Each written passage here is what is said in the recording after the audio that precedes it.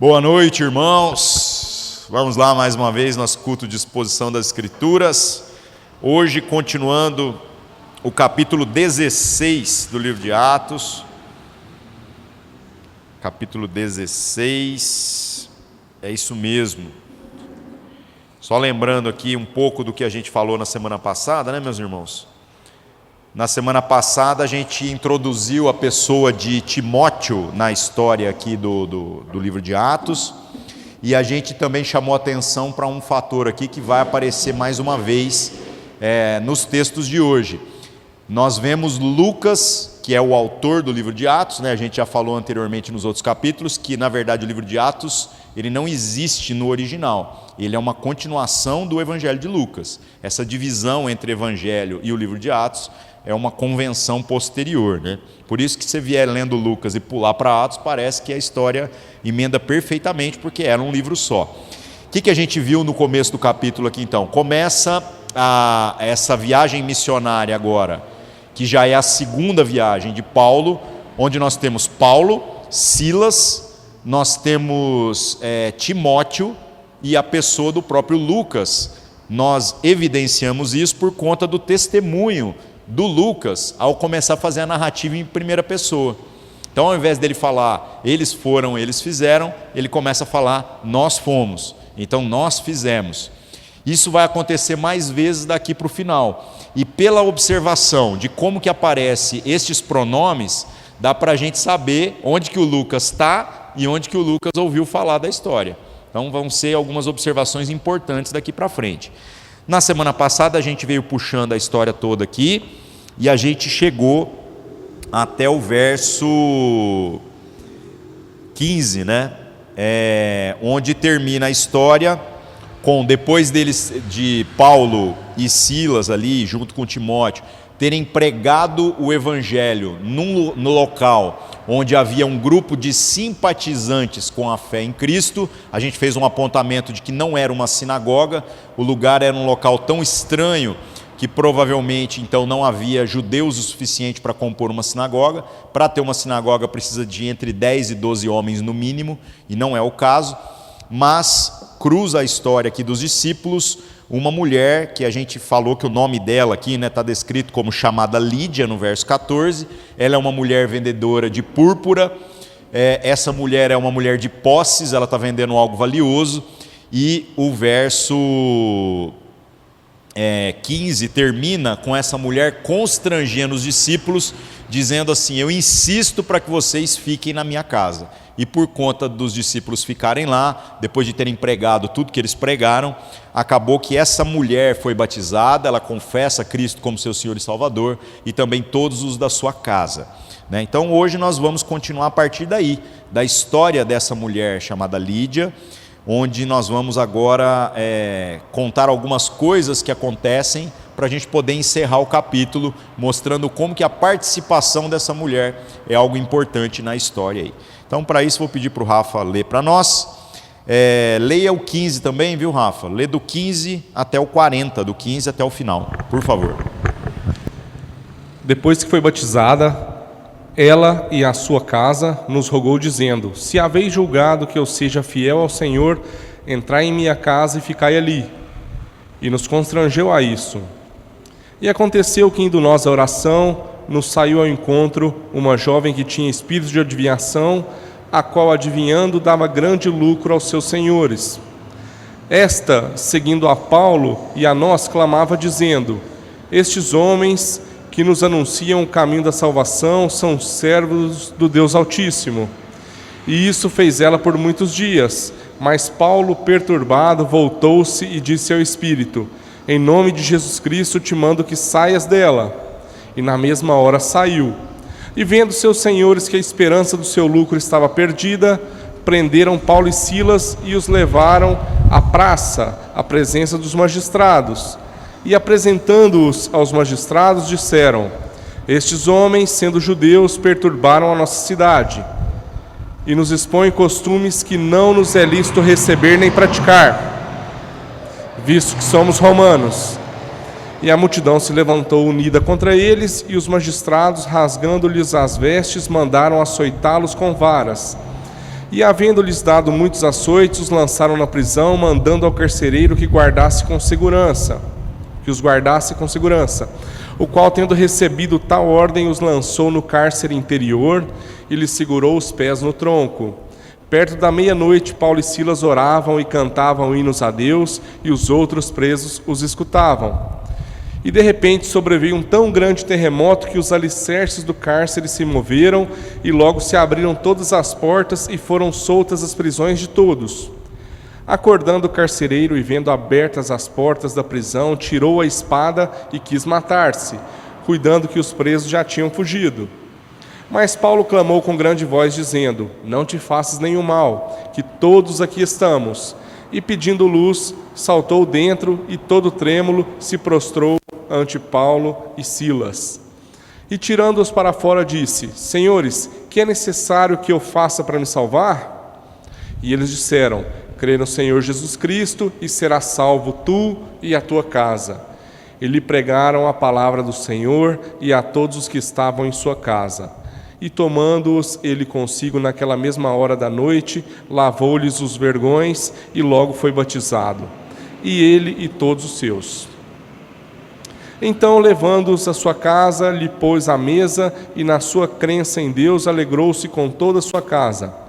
E sendo já dia, os magistrados mandaram quadrilheiros, dizendo: Soltai aqueles homens. O carcereiro anunciou a Paulo essas palavras, dizendo: Os magistrados mandaram que vos soltasse.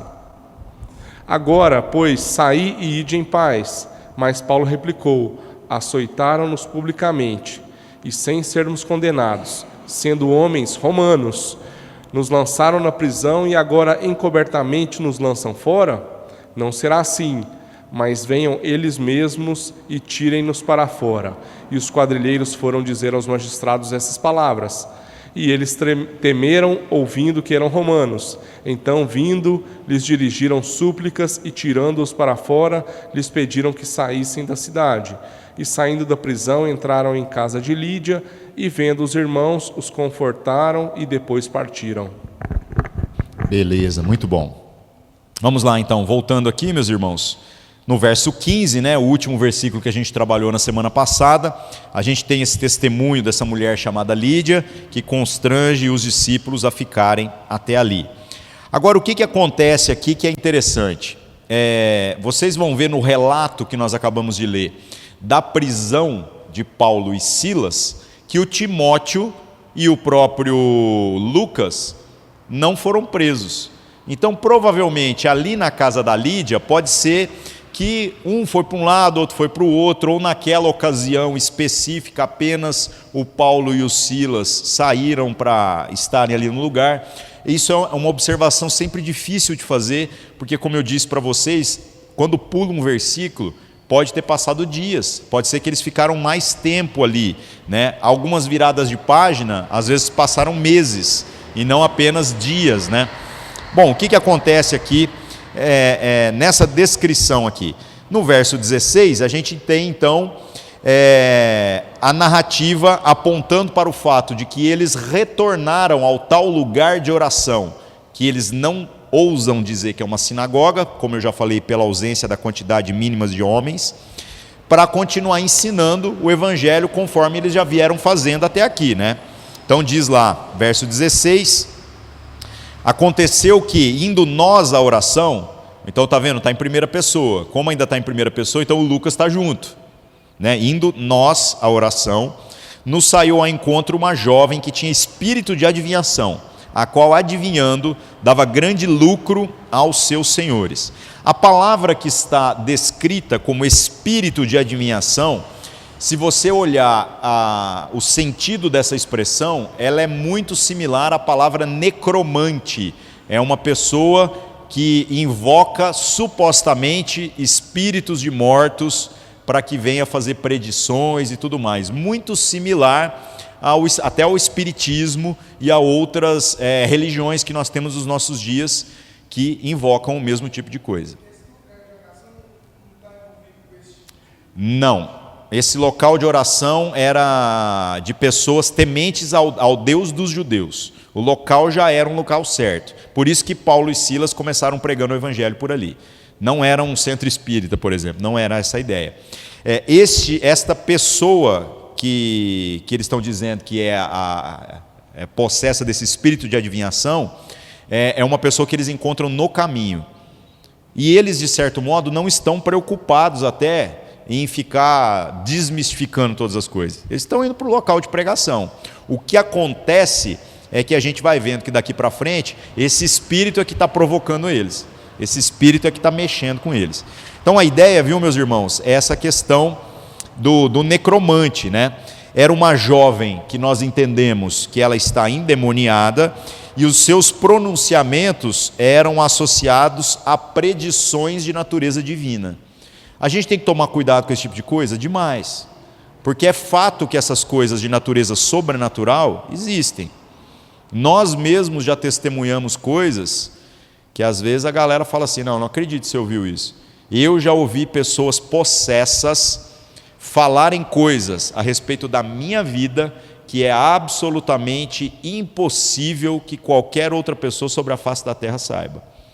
Porque ninguém estava lá para saber. Por que isso é possível?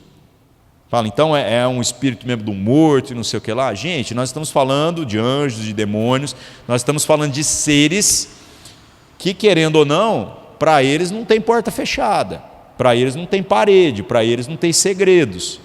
Eles são capazes de prever o futuro? Não. Mas há muitas coisas que são tão óbvias para quem consegue pegar as variáveis de alguns segredos que a gente tem na vida, que algumas predições você não precisa de nem muito poder espiritual para fazer, né? É meio óbvio. Então, a ideia aqui é que se trata de um desses seres, né? De um demônio que está possuindo essa jovem, né? Possuindo essa moça, essa mulher, e faz então adivinhações, traz essas coisas que ninguém pode saber, e esse pessoal que é dono dessa mulher, ela provavelmente é uma escrava, eles então lucram com esse tipo de atitude. O que eu queria chamar a atenção? Precisamos dar crédito para esse tipo de experiência sobrenatural? Não, meus irmãos, porque nós estamos no Big Brother de Deus mesmo. Então estão aí anjos e demônios e nós colocados como um espetáculo para que eles assistam. Então se alguém vier e trouxer para você um segredo, uma coisa dessa natureza que eu compartilhei com vocês, que nós já tivemos o desprazer de sermos confrontados, né? Isso aí deveria gerar no nosso coração mais temor mesmo. Que não haja na nossa vida segredos, que não haja na nossa vida absolutamente nada do qual a gente tenha motivos para se envergonhar. Porque mesmo que a gente está fazendo uma coisa errada lá e acha que está sozinho, nós nunca estamos sozinhos. Outra questão, esta jovem aqui, a gente vai ver que o demônio reconheceu Jesus lá no capítulo 1 de Marcos. Toda vez que Jesus passava, Marcos 1, 24, esse demônio virava e falava assim, lá vem o Filho do Altíssimo. E isso irritou Jesus, porque Jesus não queria ser exposto dessa maneira naquela ocasião. Aí Jesus vai lá e conversa com esse demônio e manda ele sair fora. Da mesma maneira, nós estamos vendo uma ação de natureza sobrenatural, agora denunciando o trabalho dos apóstolos. Você fala assim, mas a propaganda não é favorável? Mas a gente tem que tomar cuidado, porque nós não podemos, só porque o negócio está endossando o seu trabalho ou a sua autoridade, achar que esse tipo de possessão é normal. No reino de Deus as coisas não funcionam desse jeito. O Espírito de Deus não possui pessoas dessa maneira. O Espírito de Deus trabalha a partir da nossa consciência. Então, gente, cuidado com esse tipo de coisa. Uma coisa que eu queria chamar a atenção também, vocês vão ver o trato dos apóstolos com o demônio, e vocês vão ver como que é diferente daquilo que nós, na nossa cultura evangélica contemporânea, estamos acostumados a fazer. Que hoje em dia, né, tem até aquela piadinha, né, o cara pega lá o endemoniado, está entrevistando ele, com o microfone na frente assim, da igreja, aí fala assim, você gosta da igreja presbiteriana? Não gosto. E da igreja batista? Também não. E da igreja Sal da Terra? Também não. E da igreja tal? Dessa eu gosto. Por quê? Porque vocês deixam nós falar no microfone, né? E é engraçado, porque você fala assim, de onde vêm todas essas teorias de se entrevistar demônio, de saber nome de demônio. Aí o pessoal pega o sincretismo do candomblé, pega os nomes dos demônios tudo, o nome das entidades, dos Exu, traz tudo dizendo que é o nome dos demônios. Eu sempre questionei e falei assim, mas como é que é o nome dos demônios em inglês? Né? Como é que é Pombagira em inglês? Lá nos Estados Unidos, como é que é esse negócio? Então a gente vai vendo que isso tudo são construções empíricas, são experiências que o pessoal começa a legislar, fazendo doutrina. Nós podemos fazer isso? Meus irmãos, isso é bobagem. Isso é bobagem mesmo. Então a gente vai ver que Jesus tem um trato com os demônios e que os apóstolos têm outro trato com os demônios, e há alguma coisa a ser aprendida aqui que a gente já vai concluir. Nós deveríamos, no mínimo, ter uma certa reverência diante dessas situações. Bom, verso 17 diz assim: esta, seguindo a Paulo e a nós, clamava dizendo: esses homens que nos anunciam o caminho da salvação são servos do Deus Altíssimo. Então vamos fatiar aqui o versículo 17.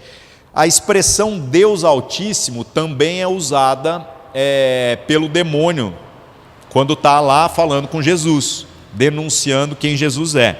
A expressão Deus Altíssimo é um termo utilizado pelos pagãos para se referirem à suprema divindade dos judeus. E é estranho isso, porque eles estão numa cidade de pessoas que são pagãs, um lugar que tem um monte de deuses, mas na hora de se referir ao Deus dos judeus, né, até mesmo essa entidade espiritual usa essa referência comum ali da época.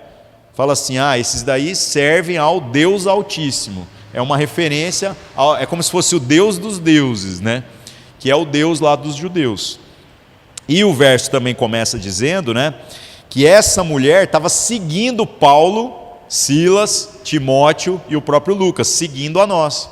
Então, enquanto eles estavam passando e indo para o local de oração, essa mulher vinha atrás e ficava denunciando as coisas todas.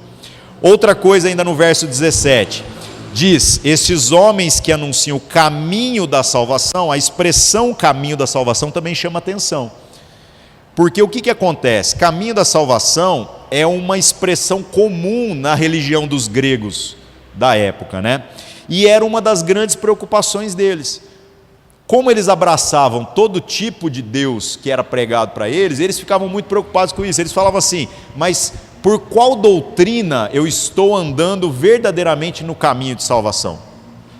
Pois o próprio demônio aqui falava, o caminho de salvação é o desses caras aqui. A propaganda está muito positiva, mas fruto de uma opressão, né? Não fruto de uma revelação.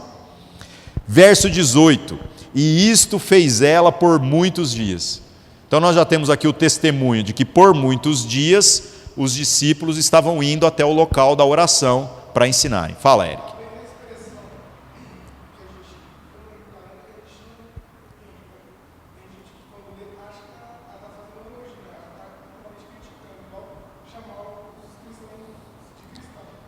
Mas eu não acho que é uma ironia por parte do negócio, porque é da mesma maneira do demônio lá em Marcos, quando ele denuncia Jesus. É como assim, eu não acho que é uma ironia, eu diria que é o seguinte, nós estamos falando de um ser que está em trevas, que não há nele luz, e ele está sendo literalmente ofuscado pela verdade de Deus, entendeu? A ponto daquilo o incomodar, por isso que ele fala. Eu creio que isso é mais nesse sentido, do que propriamente querer provocar. Porque se você parar para pensar, a melhor coisa que o demônio poderia fazer, tanto no caso lá de Jesus, quanto no caso aqui dos discípulos anunciando o evangelho, era ficar quieto. Mas quando vem a luz, está entendendo? As trevas ficam incomodadas. Há algo que está irritando. Então você imagina assim, esses bichos ali estão em crise, velho. E por conta disso eles começam a falar. Agora, eles são confiáveis? Não. Mas contra a verdade eles não podem falar.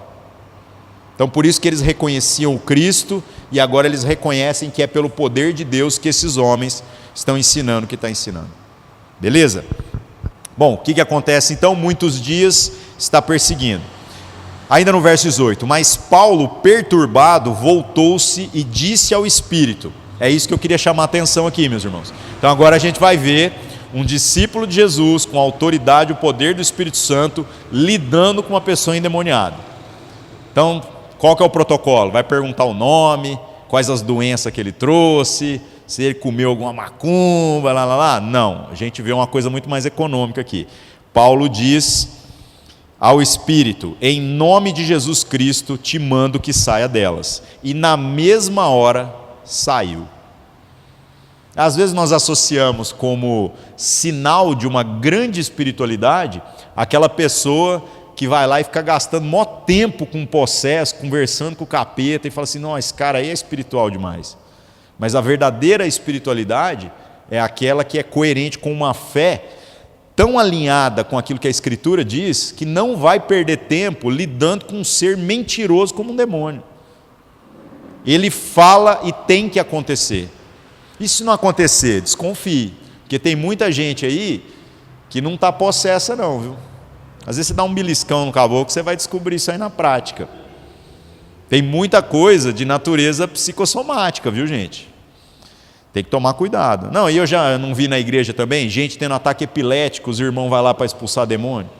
Pelo amor de Deus, gente. Se tudo fosse demônio, era fácil demais. A gente fazia igual o Paulo aqui, estava resolvido. Então, cuidado, sensibilidade para esse tipo de coisa.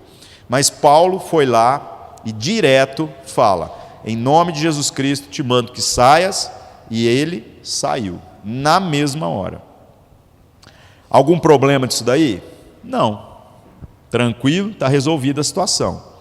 Verso 19: vendo os seus senhores que a esperança do seu lucro estava perdida, prenderam Paulo e Silas e os levaram à praça, à presença dos magistrados. Gente, Paulo e Silas não foram presos aqui por causa da pregação. Esse local é um local totalmente promíscuo no que se refere à relação com deuses. Não é essa a situação. A situação é que eles estão incomodados por terem perdido a fonte de lucro. Agora, para conseguir resolver esse negócio, eles vão ter que apresentar alguma justificativa para que os magistrados os punam de alguma forma. E daqui para frente a gente vai perceber, né, que se o Paulo e o Silas foram presos e levados à presença dos magistrados, onde está o Timóteo e o Lucas? Então, provavelmente daqui para frente eles já não estão presentes. Como a gente teve a referência aqui no verso 18, de que por muitos dias isso aconteceu, então provavelmente nesses dias os outros dois não estavam juntos, tá? Verso 20: e apresentando-os aos magistrados, disseram: estes homens, sendo judeus, perturbaram a nossa cidade e nos expõem costumes que não é lícito receber nem praticar, visto que somos romanos. Os magistrados aqui, essas pessoas que receberam, estas autoridades, a gente encontra a palavra no original que, se fosse traduzida ao pé da letra, significa pretores. Os pretores são esses magistrados que receberam autoridade romana para legislar cada lugar que é parte do Império Romano. Se colocasse pretores aqui ao invés de magistrado na Bíblia, ficava mais complicado para ler, né? Porque esse nome é muito específico do Império Romano. Nós não temos esse nome em outras culturas. Então, por isso que a tradução não considera o nome no original. Agora, esses pretores, esse nome pretores está traduzido por magistrados em várias vezes do Novo Testamento. Tá? A gente sempre fala sobre essa necessidade de constantes retraduções. Eu diria que até a palavra magistrados hoje em dia já está difícil de entender. Tem muita gente que não sabe nem do que se trata. Então a gente de repente poderia colocar como juízes, né? É que o juiz dentro do nosso modelo do judiciário é muito diferente do modelo aqui. Esse cara aqui, ele é meio que um político. Ele não foi eleito pelo povo porque o sistema não é democrático, mas quem o colocou ali ou alguém abaixo do imperador, né? Alguém que está debaixo da autoridade do imperador, porque todo mundo está debaixo da autoridade de alguém até chegar no imperador. E o que acontece? Essa pessoa ela tem que não dar problemas dentro dos interesses daquele que o incumbiu. Então ele está preocupado com a reta justiça? Não necessariamente. Ele está preocupado em manter a paz para que não dê problema para os seus superiores. E como que ele faz isso? Sendo duro, sendo severo na aplicação de penas em todos aqueles que estão abaixo dele. Essa é a lógica do funcionamento aqui. Aí o que acontece? A acusação que os homens fizeram não foi envolvendo espírito, envolvendo fonte de lucro, envolvendo até mesmo a pregação, entrando no mérito da pregação. Eles encontraram uma brecha aqui para fazer uma acusação contra esses homens muito interessante, porque a lei romana permitia que os judeus praticassem a sua religião, assim como qualquer estrangeiro que vivesse numa colônia romana poderia praticar a sua religião sem problema nenhum. A única coisa que não podia ser feito é que você propagasse costumes estrangeiros dentro de uma colônia romana. Então você tem liberdade religiosa, mas você não pode começar a pregar a sua religião para tentar converter outras pessoas, principalmente cidadãos romanos, ao seu culto.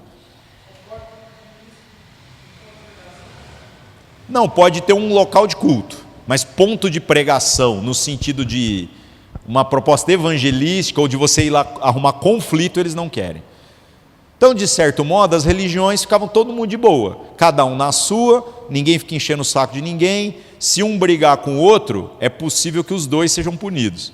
Então, para evitar sofrimento, ninguém evangeliza ninguém para lugar nenhum. Se houver algum tipo de conversão, tem que ser algo espontâneo. A pessoa mesma que está procurando.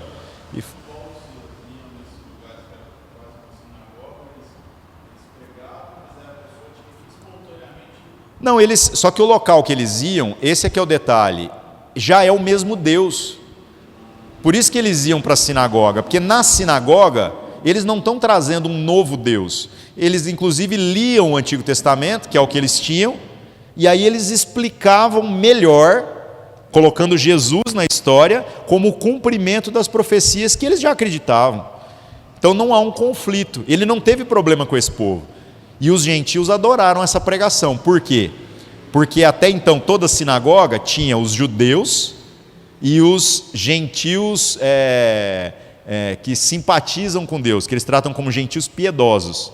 E Paulo, quando chega agora, ele não faz separação. Ele fala que nós somos todos irmãos, porque em Cristo acabou esse negócio, que é o tema do livro de Efésios, que não há separação. Então não há um conflito. O conflito foi na hora que mexeu com os caras que não abraçam a mesma fé e envolve o negócio do dinheiro. Aí eles pegaram e falaram assim, vamos usar a desculpa de que eles estão pregando lá, né, e de que essa pregação deles é que atrapalhou o negócio aqui, e os denuncia. Essa pregação faz sentido? De forma alguma, né? O que você percebe é que nesta ocasião, o Paulo e o Silas não foram reconhecidos como cidadãos romanos, e eles eram. Eles eram, e eles não deram carteirada. Eles não deram carteirada. Já foram pegos ali de qualquer jeito, deixaram o pau quebrar, né? E aí no final das contas foram presos porque foram reconhecidos como judeus, como se fossem estrangeiros naquela terra ali. Verso 22.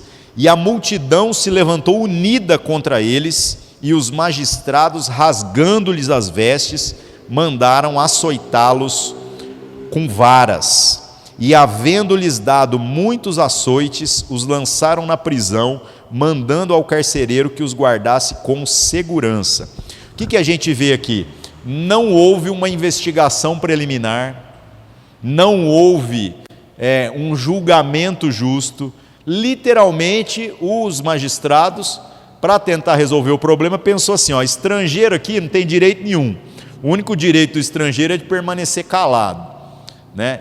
Os romanos aqui estão reclamando de que esses caras estão perturbando, e de fato há uns boatos aí de que eles estão pregando umas coisas aí diferentes. Então desce o chicote nos caras, rasga a roupa dos caras na praça, desce o chicote neles, joga na cadeia.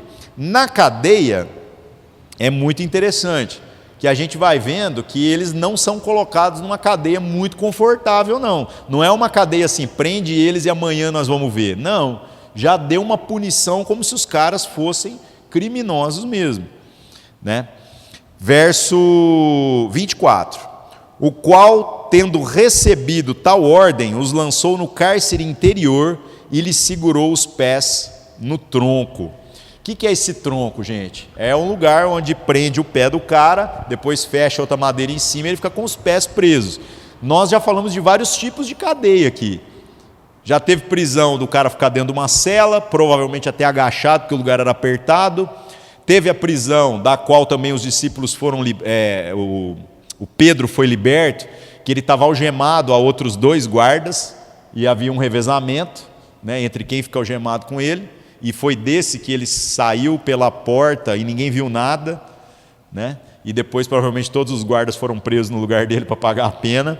Agora aqui nessa situação, esse tronco, ele é algo muito cruel. Ele não é normal para alguém que está preso preventivamente. Isso aqui já é punição para criminoso, assim, que está levando um castigo bem castigado mesmo. Tanto que esse tronco geralmente não fica numa posição muito confortável. Às vezes você pode achar que o cara está sentado, com as perninhas retinhas, assim, com o pé preso, né? Não. Eles podem prender as pernas do cara abertas. É numa situação muito desagradável. É uma punição mesmo.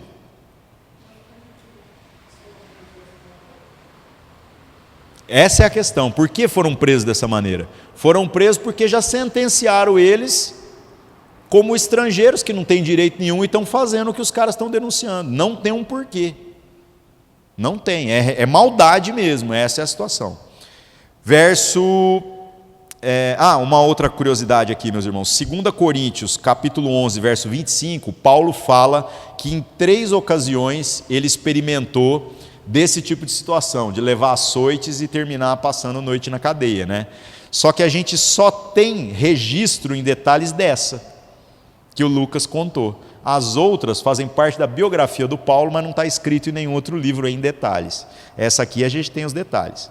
Verso 25: e perto da meia-noite, Paulo e Silas oravam e cantavam hinos a Deus, e os outros presos os escutavam. Gente, vamos imaginar a cadeia, que beleza que devia ser. Tem luz? Não tem. Então pensa num beco mais escuro que você conseguir imaginar, úmido, frio, se tiver frio, ou calor, se tiver calor, desagradável. Você acha que vem uma faxineira dar uma lavada, tal, né? A gente fez trabalho na Jaci de Assis aqui tanto tempo, falava uma das coisas que mais me assustava, que talvez é o que mais zoa a dignidade do ser humano, é o cheiro da cadeia, né? Que é muita gente num lugar, gente, tem cela que fede.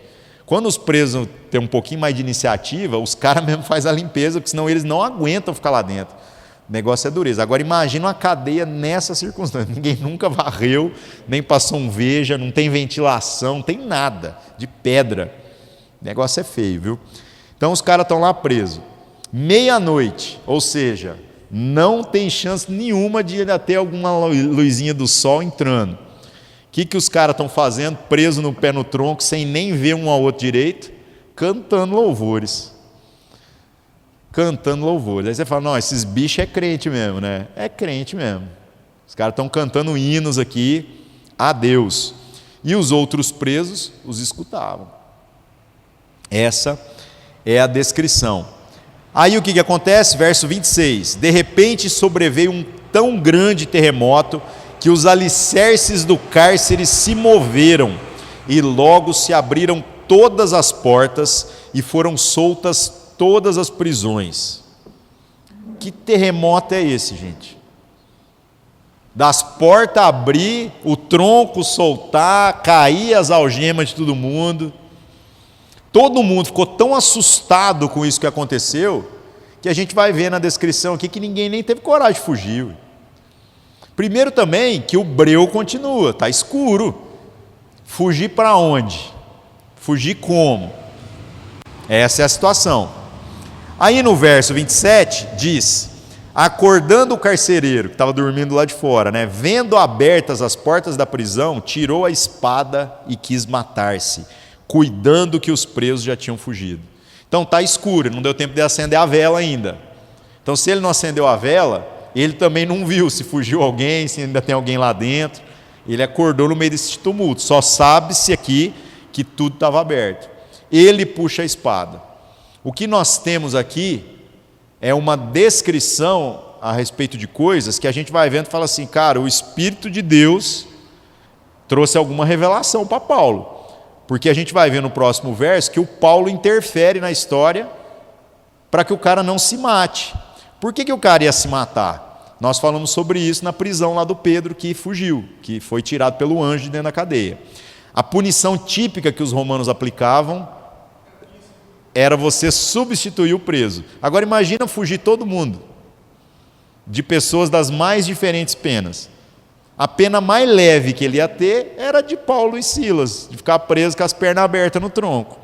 Agora, se tinha outros ali que seriam punidos com morte, com mais chicotadas, ele teria que levar todas as punições. Diante dessa situação, é natural que o carcereiro prefira se matar mesmo. Vai doer menos do que ele se submeter à punição que ele vai sofrer por conta disso. Pesado, né? Mas aí, verso 28, Paulo clamou com grande voz, dizendo, não te faças nenhum mal, que todos aqui estamos. Como que Paulo sabia disso? Então a gente vai vendo que isso é uma intervenção do Espírito, porque ainda não deu tempo de acender a luz, de acender vela, tocha, nem nada, né?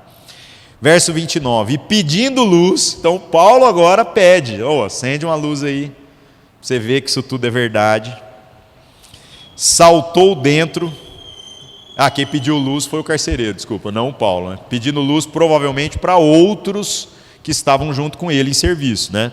Pedindo luz, saltou dentro e todo trêmulo se prostrou ante Paulo e Silas. Então esse é o testemunho do carcereiro, e aqui a gente também entra numa dessas histórias mais interessantes, né? Verso 30, tirando-os para fora, disse, senhores, que é necessário que eu faça para me salvar? Essa pergunta é uma pergunta curiosa, porque o carcereiro, será que ele já ouviu a pregação do Paulo e do Silas? Será que ele, lá de fora, quando eles estavam pregando, já ouviu alguma coisa a respeito do Evangelho? Ou será que pelas conversas que havia ali dentro da cadeia, ele também estava ligado, prestando atenção em tudo que estava sendo dito? Nós não sabemos, mas ele reconhece que eles são pregadores da verdade.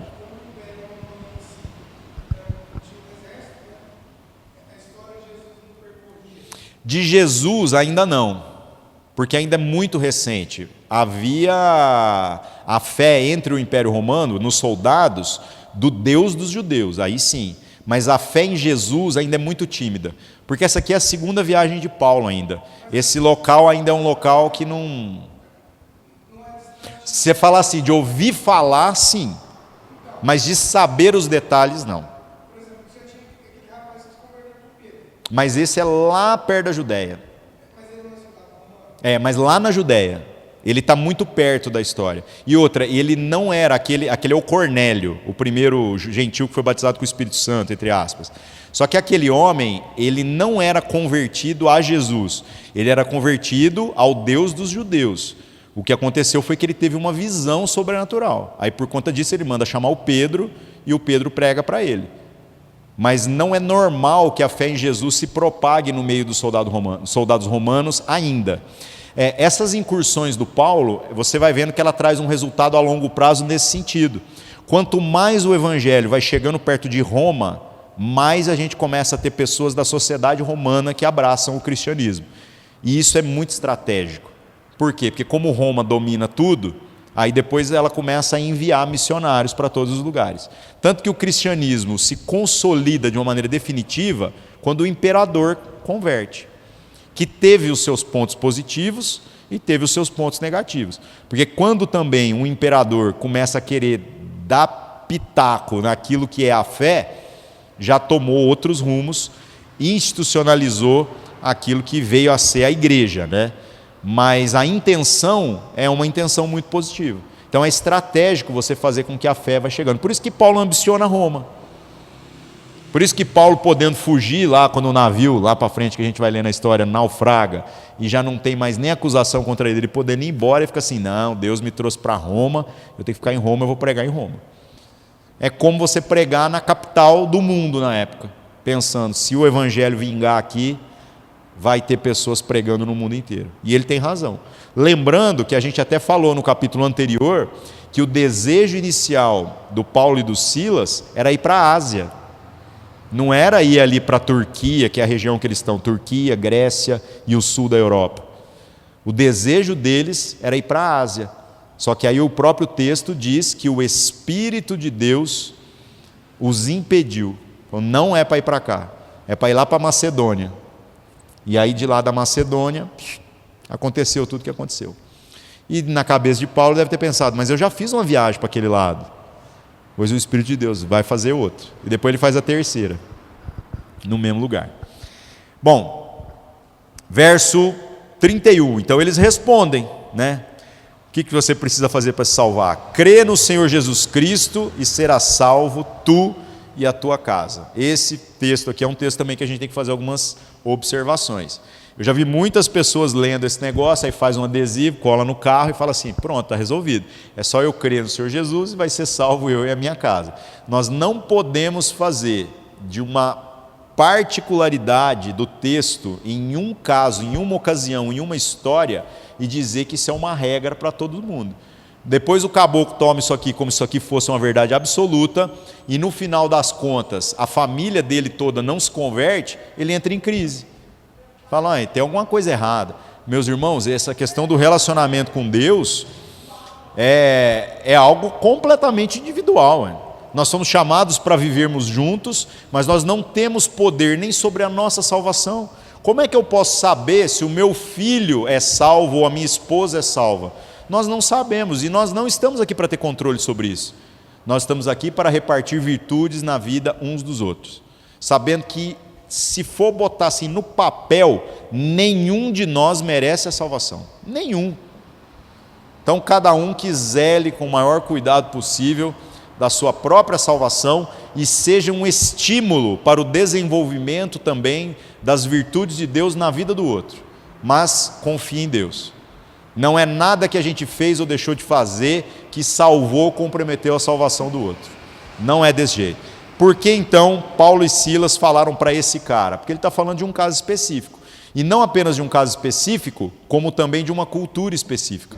Nesta circunstância, quando um homem se converte, o pai, o chefe de família, toda a sua família abraça o pacote de fé junto. Pois o entendimento é, se o pai disse que agora ele encontrou a religião verdadeira, quem sou eu como filho para questionar o que meu pai está falando? Então era mais fácil, né? Você mirava ali no chefe de família, pregava o evangelho para ele, e se ele dissesse que esse é o Deus verdadeiro, a família inteira abraçava de todo o coração essa proposta. Hoje é cada um por si, Deus por todos, e olha lá, né? Verso 32. E lhe pregaram a palavra do Senhor e todos os que estavam em sua casa. Então os discípulos foram lá e pregaram detalhadamente. Só uma curiosidade, viu, meus irmãos, que a gente vai ver daqui para frente. O tratamento que o carcereiro tem com os presos parece muito diferente do tratamento convencional que a gente vê de um carcereiro com aqueles que estão sob seu cuidado.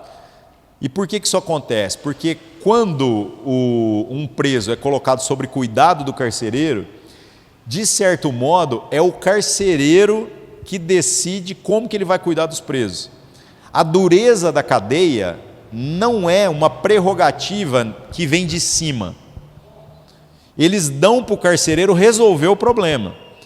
Agora, se dentro da cadeia ele vai botar o cara algemado, no tronco, dentro de uma cela maior, de uma cela menor, ou vai levar os caras para a casa dele, é problema dele. Desde que na hora em que os seus superiores pedirem para apresentar os presos estejam à disposição. Então o carcereiro tem algumas liberdades que a gente não está muito acostumado aqui, né? Verso 33, e tomando-os ele consigo na mesma hora da noite, lavou-lhes os vergões e logo foi batizado ele e todos os seus. Então converteu ali o carcereiro, já foi batizado, batizou também todos da sua família, e aí chega no texto que eu estava querendo apontar, verso 34. Levando-os à sua casa, lhes pôs à mesa, e na sua crença em Deus, alegrou-se com toda a sua casa. Então que carcereiro doido é esse, velho? E os outros presos? Fechou as celas de novo, ninguém tinha fugido. Agora esses daqui levou para casa. Vamos jantar lá em casa. Esse episódio já aconteceu, gente, por volta da meia-noite. Então que horas que era isso aqui? Já devia ser 2h da manhã, né? Fácil. Fala, Eric.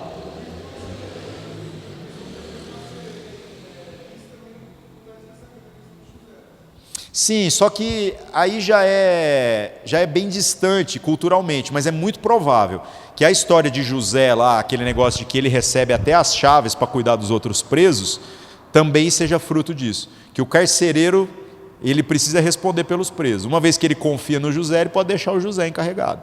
Mas é loucura, né? Nos nossos dias você fala, vou dar a chave da cadeia para o preso e o cara vai cuidar dos outros e não vai fugir. Não, esse aqui levou os caras para jantar em casa. O que está em jogo? A vida do carcereiro e da família dele. Mas depois desse sobrenatural que ele viu, do terremoto lá e de tudo abrir, ele está balançado, esse homem aqui, né? Eu gostei também desse negócio aqui, porque nós temos uma intervenção sobrenatural cujo objetivo não é livrar Paulo e Silas.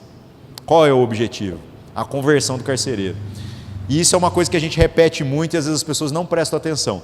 Toda vez que você vê uma intervenção de natureza sobrenatural, isso não tem como objetivo o crente. Isso tem como objetivo o incrédulo.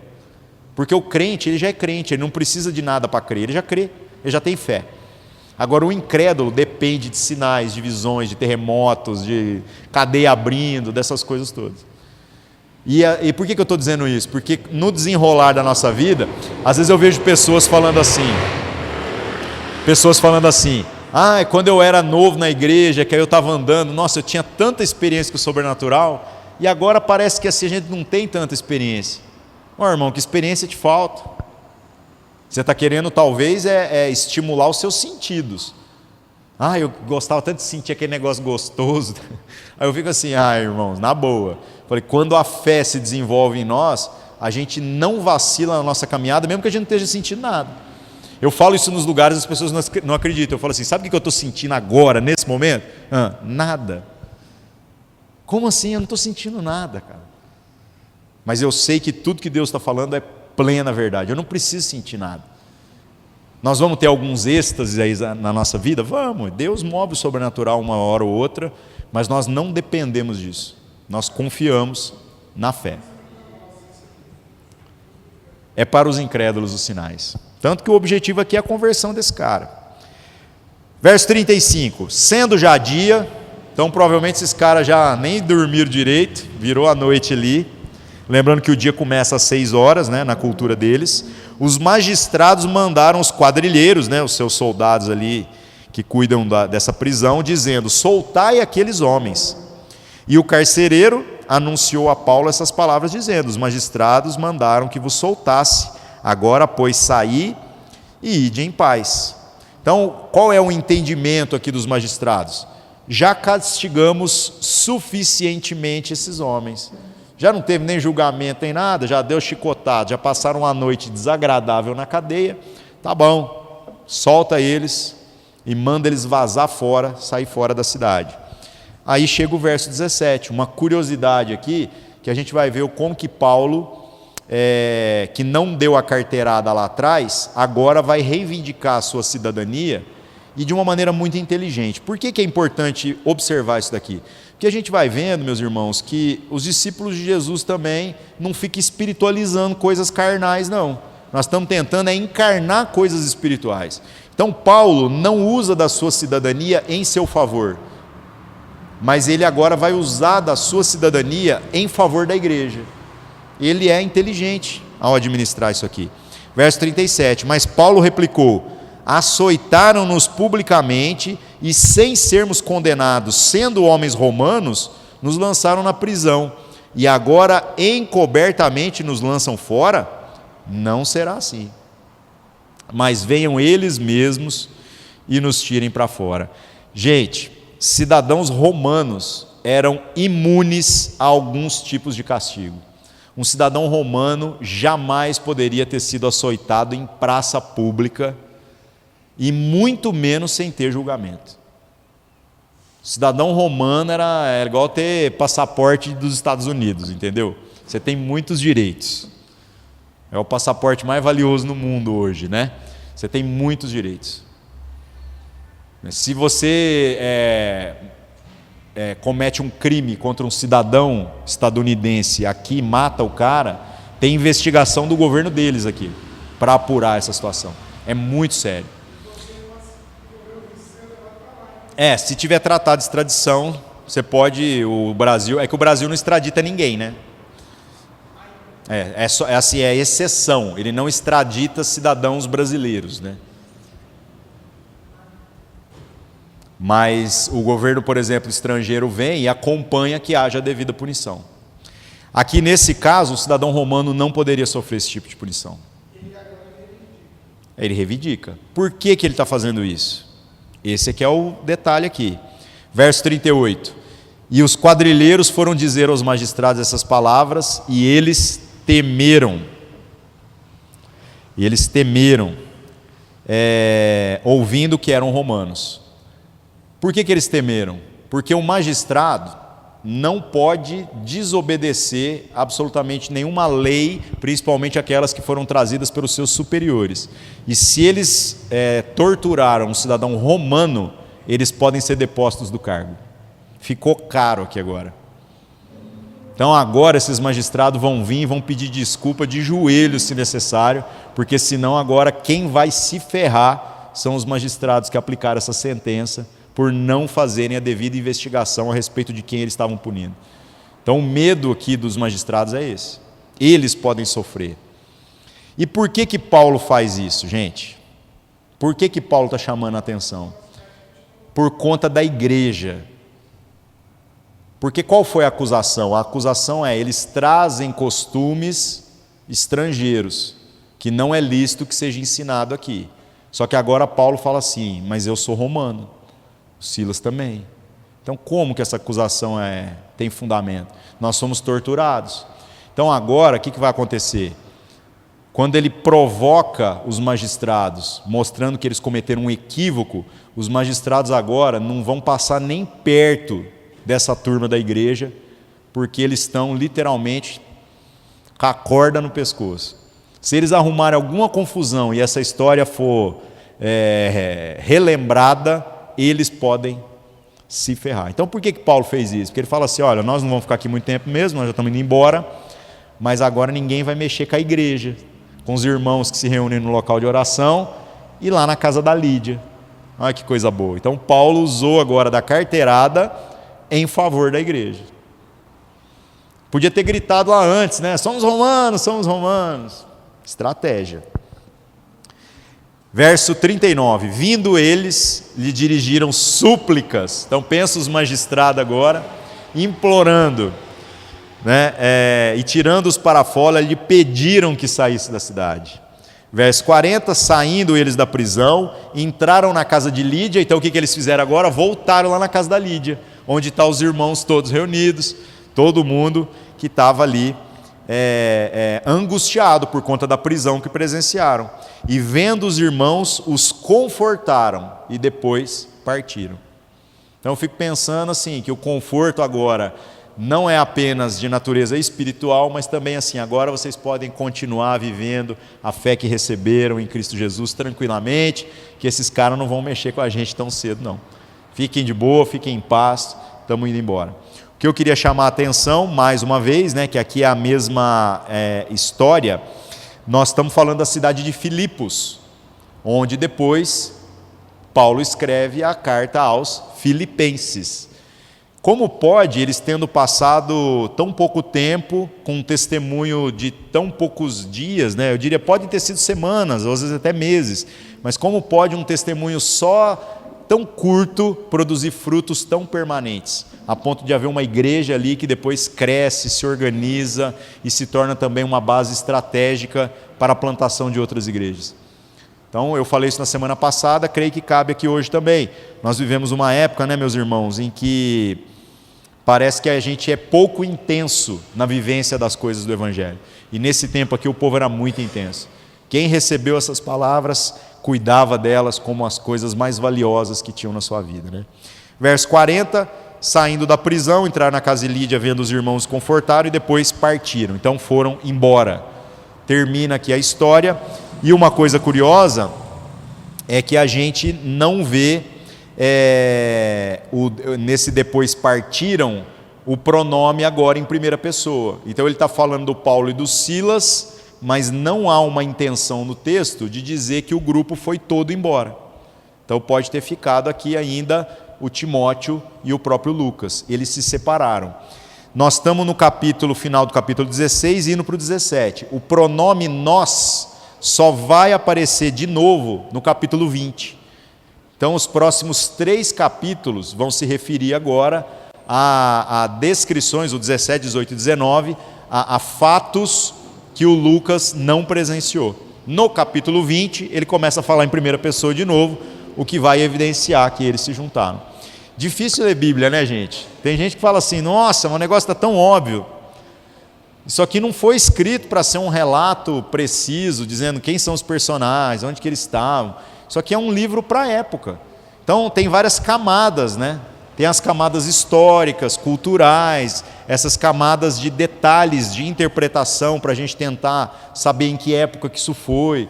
É difícil mesmo, faz parte. E é por isso que a gente precisa assim, de empenho, para conseguir entender tudo que o texto traz para nós. Beleza, meus irmãos? Vamos orar. Deus nos abençoe aí. Senhor nosso Deus, em nome de Jesus, obrigado mais uma vez por estarmos reunidos no Teu nome. Obrigado, Senhor Deus, por podermos aprender tantas coisas preciosas sobre a Sua palavra, sobre o testemunho da Sua igreja. Que o Senhor nos dê aí o mesmo espírito de ousadia e de autoridade que nós vimos na vida destes homens, no sentido de que a gente esteja pronto para, se necessário, sofrer as dores inerentes ao chamado que recebemos, mas mais do que isso, que o Senhor nos dê ousadia em sermos coerentes com tudo aquilo que o Senhor deseja para a nossa vida. Pedimos, Senhor Deus, que haja na nossa vida também inteligência para sabermos quando invocarmos os direitos que temos em favor da Tua igreja, em favor do Teu povo, em favor dos seus interesses e não apenas do nosso próprio. Mais uma coisa que eu creio, Senhor, ser importante nos nossos dias, que o Senhor nos dê discernimento dessas coisas de natureza espiritual, para que a gente não fique deslumbrado com aqueles que supostamente aí são capazes de manipular as coisas espirituais, ficar lidando com demônios e anjos e tudo mais. Que nós possamos ser poderosos na compreensão da Sua palavra, Pai. Porque a Sua palavra é o que realmente transforma a vida da gente e é o que nos concede autoridade para que a gente não tenha que cair em nenhuma mentira, quer seja dita por homens, quer seja dita por demônios ou por qualquer outro ser aí que venha a existir. Em nome de Cristo Jesus, que o Senhor nos dê sabedoria em todas essas coisas e assim nós oramos e agradecemos. Amém.